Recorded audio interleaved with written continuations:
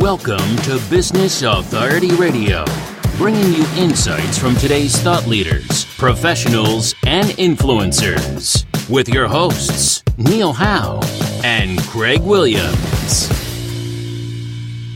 Hello and welcome to the show. This is your host, Neil Howe, and today my special guest is Paul Irvine. Paul is coming to us from Scotland, so we're going to have two Scottish accents on here today. His is a little bit stronger than mine, but Paul helps established online business owners understand how important it is to have solid systems in place along with a sound disaster recovery plan. And he works with businesses to optimize the platforms they use in their business to ensure their prospects and customers alike enjoy a smooth customer journey from a fast website to a smooth checkout and, of course, easy access to their products or training that they invest in. And this is achieved through putting tried and tested systems into place in all areas of business. Well, the technical side of business is definitely something that holds a lot of people back. So we're going to get a lot of great input from Paul Irvine today. Paul, welcome to the show. Hi, Neil. Thanks for having me. Well, tell us a little bit about yourself and your background and how you got into this business. Yeah, so full background, I was in corporate IT for the best part of a decade. And then through some series of life changes, shall we say, I ended up working for myself. So what I basically did was, after finding my feet, I got to the position where I realised that I could bring my technical skills to the fray and help online business owners with their headaches related to technical issues on all aspects of running an online business, from their website, their hosting, their security. I just get involved with every single facet of the online business side of things. So yeah, that's pretty much it in a nutshell, really. And that is a major problem for a lot of small businesses and entrepreneurs that are trying to do everything themselves.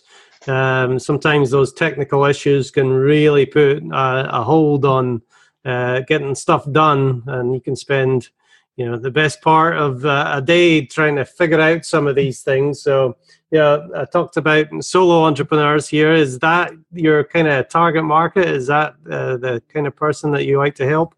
Yeah, the solo entrepreneurs that are established in the sense that that they've got some products or services for sale, but they're still having issues with perhaps they obtaining their leads, how to get their prospects into a funnel, how to effectively keep in touch with them and sell products, and all those kind of different areas, really, to make sure that the machine is well oiled and works correctly for them. So what issues do you really see them having? What are the standout issues or the major problems that these solopreneurs are having? I think one of the key areas would be their choice of hosting, and it's entirely understandable. They first come online, they want to learn how to make the money online, and then they start making the money online, but they're still with the host companies that are advertising everywhere, such as Bluehost, HostGator, the hosts that I tend to advise not to use. They don't get their money's worth. They end up with a very slow hosting experience, which in turn leads to frustrated customers, people abandoning the carts and all that kind of thing. So it's a combination of providing the services, but it's also about raising awareness of there are better platforms across the board that can help give them a smoother experience, but in turn allow their prospects and their customers to have a much more overall positive experience with their business, their website, and their customer journey. Yeah, I see a lot of that with businesses that choose a hosting company right at the start, and then that's it, and they don't usually have any issues or change unless there's a problem comes up, and then they start to look for somebody else. Do you see that a lot? Yeah, it's a very common problem. Again, because it comes under the technical umbrella, people don't realize that, the more visitors they have, the more traffic, the more complex their website is, the more load, the more stress it's putting on to their hosting that they bought way back when they just first came online. And then what happens after that is the hosting company will invoke what's called the fair use policy, and they'll either suspend or shut their website down completely without any warning whatsoever. And it just leads to a whole host of problems, stress, and all the rest of it. So I come into play when I speak to prospects and clients on how to assess their actual needs now, rather than when they first started, and then change their hosting, their systems to reflect their current day needs. And what stage do they need to get to where they really need to upgrade their hosting system and make sure their systems are running at the highest level possible? Well, it comes down to you have to look at the host that you're on, and if you're on, say if you're paying $2, $3, $4 a month for shared hosting, but yet you're doing 4 or 5 figures of revenue a month, there's a complete mismatch there. Mm-hmm. So you need to look at the traffic volumes, the amount of people that you're receiving to your website, and you can do this inside the cPanel using a tool called AW Stats, which sounds scary, but as soon as you click into that, it will give you a breakdown of daily visitors, how many pages are being visited, etc., etc. And if you, again, are on a low price package, but you see those figures into the tens of thousands per week, you have to shift on to get a faster speed website, and again, provide your prospects and your customers with a smoother experience on your site. So that smoother experience, obviously it's better when pages load faster, and you don't have any issues with waiting. What is the issue with the business owner waiting? Is there a fear of making that change that stops them from doing it earlier? Yeah, some people look at changing web posts like they do moving house. It can be that scary to them, and in all honesty, it shouldn't be that scary. A lot of the hosts out there will provide you with a free service to move from your old host to them, and it tends to be free and included once you've subscribed to the new web host. But in terms of page speed, the difference between the lower end side of the market, that the hosts I mentioned earlier, and say SiteGround, your Liquid Webs, your D9s, the difference in speed is absolutely phenomenal. Even for a couple of bucks extra a month, the difference is very visible. And a benchmark to think about is anything that's taking longer than 3 seconds for your pages to load. For your customers, they don't have the patience. It's 2018. They expect things to appear on the screen pretty much instantaneously. And anything over 3 seconds, you're going to start losing a percentage of people because they just won't wait for the pages to load. So you're losing out on your prospects, you're losing out on your leads, you're losing out on your sales, which obviously all have a negative effect on your business overall. And that has some SEO issues as well, where Google will not rank your website as well if it doesn't load fast and properly, which is extremely important for e-commerce as well as local businesses over here. Yeah, absolutely. Google runs its own tests on the sites it wants to rank as well, and one of those ranking factors is the speed of the website. If it's slow, then it's going to have a negative impact in terms of where you will appear, if you do at all, where you appear in the search results. So yeah, that's a big factor to take into account. So what other issues are there, Paul, that people have problems with other than hosting? I think the other big one would be website security. Oh yeah. It's a massive thing that most people are aware these days that they need antivirus software on their computers. They need antivirus software on their devices, their laptops, their mobile phones, etc. But what a lot of people don't realize is you also need to have what's called malware protection in place on your website. It doesn't matter how big your site is. It doesn't matter how popular it is, how many people are visiting it. If the hackers find out that you have vulnerabilities on your site, they will take full advantage of that, and they will effectively start using your website to their own means, to their own end. And that can mean anything from running spam email through your server, which would lead to you getting in trouble from your host, possibly even blacklisted.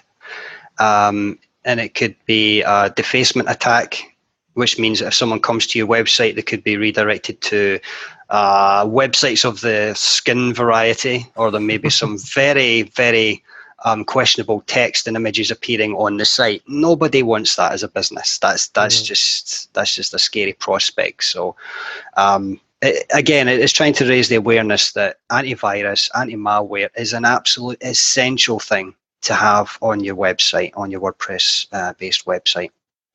Apart from the problems that gives a business owner, I still struggle to understand why these hackers do what they do. Why do they, hack into maybe just a local business website and send it to some, porn site, or use their email? What's their purpose? Yeah, absolutely. There's a number of ways. That they can use your website. One of them, as I mentioned, is they can actually set up their own email server on your web host. I know it sounds ludicrous, but that is one of the things they can do. And then they can start using your server, your CPU, your RAM, your resources to start doing their dirty work, if you like, sending spam email out. The bad thing about that, obviously, is it puts additional load on your server. Your site's being compromised, your host is being compromised as well, and that tends to be frowned upon rather severely by any web host. The other thing they can do is they can hijack the server so they can use it in what's called a botnet. You may have heard over the last few years this term DDoS, denial of service. So one of the ways that these attacks are actually started is these bots are installed on vulnerable sites. And then, you're talking about tens, if not hundreds of thousands of sites. So then your server, your web host is effectively involved when that attack takes place. So there's two examples. The other thing they can do is they can use their hyperlinks, their website links, and inject those links into your pages, so people could click off your website and onto whatever nefarious links they want to send you to. I mean, there's a whole host of ways that they can compromise your site to benefit the hackers. Right. And from the perspective of the actual business owner being hacked like that, what does it mean to them as far as lost revenue and downtime? Yeah, I mean, the scope on this is quite scary when you break it down. I mean, as you've just said, you've got the lost revenue because your site could be taken offline by the host. There's also the new, the fear phrase that's been bandied about recently, GDPR. In a post-GDPR world, certainly for UK and EU online business owners, if you allow your site to be hacked, now, if you think about that outside the box, you have lost control of your website, and therefore, if you've got any user data in there, then that would be classed as a GDPR breach. Okay, what is GDPR, just so that everybody knows? Yeah, sure. So GDPR is it's the new act that's coming out. It's came out on the 25th of May to replace the Data Protection Act, and it stands for the General Data, my mind's gone blank. General Data Protection Regulation. Right. And it's a series of laws that have been introduced by the EU and then kind of carbon copied by the UK to manage allow people to manage their personal data, and how businesses use that in a better way, in a much more granular way than the Data Protection Act uses. So from the personal point of view, from your personal data point of view, it's a great thing, because it gives you more control over, the emails that you receive, the newsletters that you're signed up to, and all this kind of thing. But from the business point of view, if you are found to be in breach of GDPR, then we're talking rather substantial fines, and that's an understatement. It can be anything from 20 million euros or 4% of global revenue. Now, those are beyond eye-watering statistics in terms of financial speak there. But I mean, the UK and the EU are taking this GDPR very, very seriously. Yeah, and there was definitely a flurry of activity in the email feed with the terms and conditions and everything being updated. But there is some big sites here in the US that just couldn't be, and we're talking global sites, that couldn't be accessed from the UK or Europe for a while. That's absolutely correct. Yeah, one example would be, and I think it's still the case, is LA Times. .com is completely inaccessible from the EU or the UK, because they didn't get their GDPR compliance in place in time, and B, they are scared, genuinely scared of what could happen if there's any issues regarding their website and the regulation. So yeah, I mean that's one such example. I think another one, there's a spin-off of the Pinterest platform, not Pinterest itself, but one of their, I think it's one of their media collection sites, is showing a very similar message as the LA Times. It's crazy stuff, it really is. But a lot of people have been caught out, even though businesses have technically been given 2 years to prepare for this. It hasn't really hit the mainstream media, and therefore our eyes, until maybe probably as late as January, February this year. So in effect, it's only really given 5 months instead of 2 years for most small businesses and SMEs to prepare for this. It's mind. And what kind of preparation, Paul, did they have to make, or what changes do they have to make to their site in order to comply? There was quite a massive scope, actually. It depends on the size of your business. For the smaller size, you were looking at updating your privacy policy and your terms and conditions to be GDPR compliant. Along with that, you needed to provide the facility for people visiting your site from the EU or the UK to choose which cookies they were happy to provide you to run on them. So for example, if you visit a website and they're running Google Analytics to track page hits, visits to certain pages, how long people were staying, etc., that's a tracking cookie, and you need permission to allow that cookie to be placed on your visitor's computer. Same goes for any live chat software you might have on your website. Any screen recording software to see what people are actually doing on the pages, that's another cookie. It's, as I say, the scope's quite ludicrous, actually, ludicrously sized. And I noticed in your site, which is paul-irvine.com, one of the banners that comes right up right away is you have to accept the cookies that you have on your site. Yes, absolutely. And I implemented this a couple of weeks before the GDPR kicked in. And what my site does is basically what I've just said, is it breaks down all the cookies that my site would place under normal circumstances and allow the visitor to choose, okay, so I'm happy for him to track what pages I'm looking at, but I don't want him looking at the screen recording and all this kind of stuff. So it's customized per visit. And what kind of difference does that make to a business that relies maybe on Google Analytics, and maybe you've got a certain percentage now of people opting out of that? Well, this is the thing. I mean, if you're receiving any volume of traffic to your site and you don't run Google Analytics, then you don't know which places on your site to tweak. If you're running Google Analytics, then you can see how people are getting to your site, what they're doing on the pages, which pages they then navigate to, how long they're staying on the pages for. And, you know, if there's any weak areas, then you can maybe tweak the content, you can maybe change the flow of the pages, etc., etc.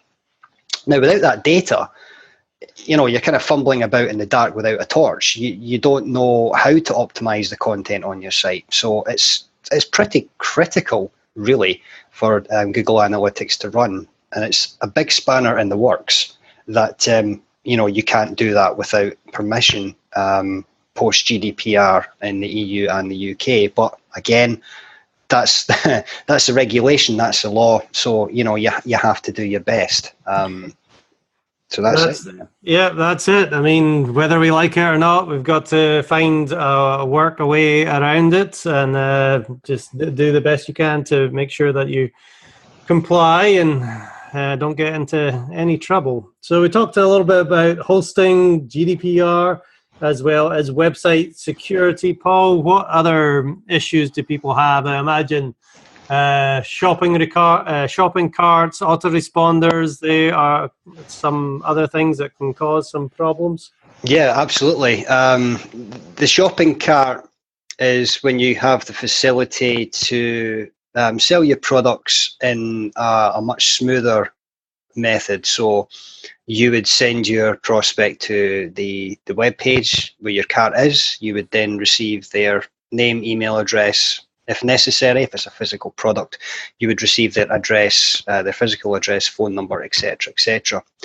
And on the same page, you would have the checkout button, which would then run the payment through either PayPal or Stripe, possibly authorized.net, just depending on what platform you use.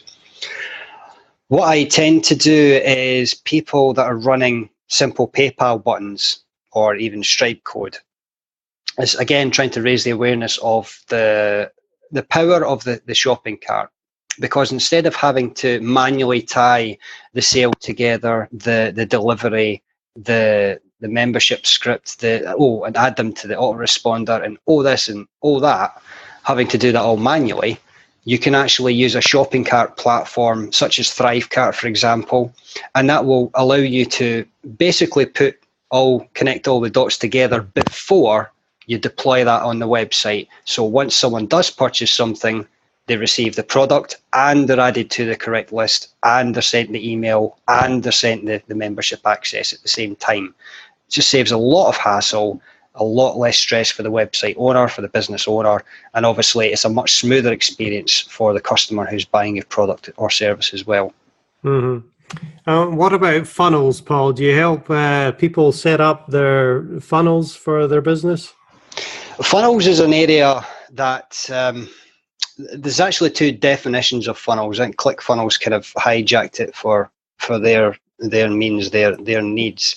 Right. You have the sales funnel, so you have your front end product going to, you know, possibly an upsell or an OTO or whatever it happens to be, the more IM terminology. The funnels that I get involved in is more to do with more of the customer journey. Mm-hmm. So the customer lands on the sales page. Okay, once they're there, what do we want to do? Well, we want to sell them the product or the service, obviously.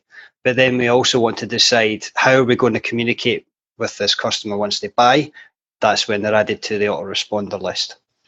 How does the customer access what they've purchased? Well, that would be related to the autoresponder email that is received once they sign up.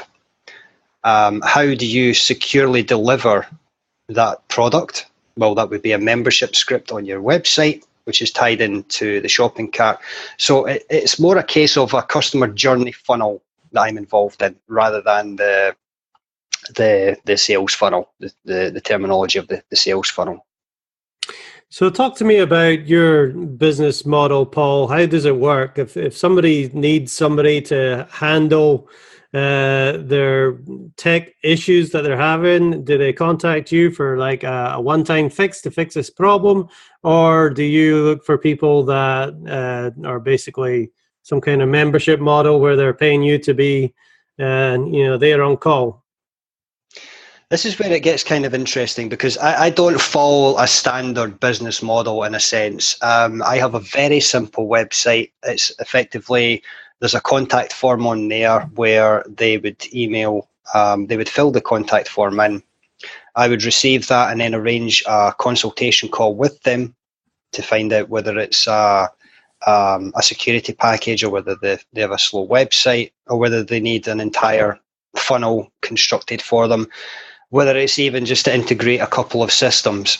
It's done on a case-by-case basis from that point of view. I know I shouldn't. I should do this thing that they say you should narrow your focus, but I love being involved in the wide spectrum of helping online business owners with their tech. So I have been trying to narrow over the last 6 years and decided that I prefer the way it works just now. So if someone wants any assistance from me, they can reach out via the contact form and we can arrange an appointment, a date, time, and we can have a chat and see exactly what they're needing to have implemented or fixed on their systems. Great, and that's at paul-irvine.com. Now, Paul, before we go, I think everybody's got to have access to somebody like yourself that can fix these technical problems, and you deal with people all over the world. Is that correct? I do, yes. I have customers from California across to Australia, UK, EU, just absolutely everywhere. Anyone that needs help, then I'm here to help. Excellent. But if somebody is just looking and they're looking to try and find somebody, what kind of advice would you give them as far as what to look for? Because I know there's a lot of people out there in Fiverr and other countries that will offer to solve problems for $5, and that sounds very alluring, but I'm sure there's some issues that can come up with that. What should somebody be looking for or the questions they should be asking somebody like yourself to make sure that they're getting the right person for the job? I think for me, a key way of determining that would be if you can go to the person that's labelled them as a tech consultant, such as myself, and give them your problem or the solution you're looking for in completely plain English, and then they're able to not so much translate that, but able to convert that into a solution without bamboozling them with the technical jargon, then I think that's a good benchmark that you're talking to the right kind of person. Ask for some examples of the work that they've done in the area that you want them to help you with. And just basically go by your gut. You'll be able to sense if they are, completely legit or they're maybe full of a certain substance instead. It's about determining whether they actually know what they're talking about or whether they're just kind of winging it. As I said, it's down to determining that they know what they say they know, and just ask the questions relating to your problem and go from there, basically. Good advice. So give us an example of one of the people or companies that you have helped over the years. What kind of problem did they have? What was it costing them? What kind of solution were you able to provide for them? And ultimately, what was their outcome? One of the most recent, one of the most dramatic projects that I've worked on recently, I'm not entirely sure I can say his name at this point, but I can say that he's a very big, globally recognized marketer who sells so many different products in so many different niches. He came to me with a problem on one of his ad-driven websites. So that's a website where the visitors come to read articles, but then a percentage will click on the adverts and make the AdSense revenue. Mm-hmm. He had a problem where the pages were taking up to, no exaggeration, up to 22 seconds to load. Wow. Now, just to give you an idea, the volume of traffic he's receiving at the time was between 5 and 8 million visits per month. So a lot of traffic, a lot of visitors. Now, going back to what I said at the start, anything above 3 seconds, you're going to start losing people on your website. So he came to me after hearing my name being bandied about in one of the internet marketing groups. And what it resulted in was I basically took his entire setup right down to server level. And I got his site down to 1.3 seconds for page load. That's tremendous. The outcome there being, obviously, more people staying on the website.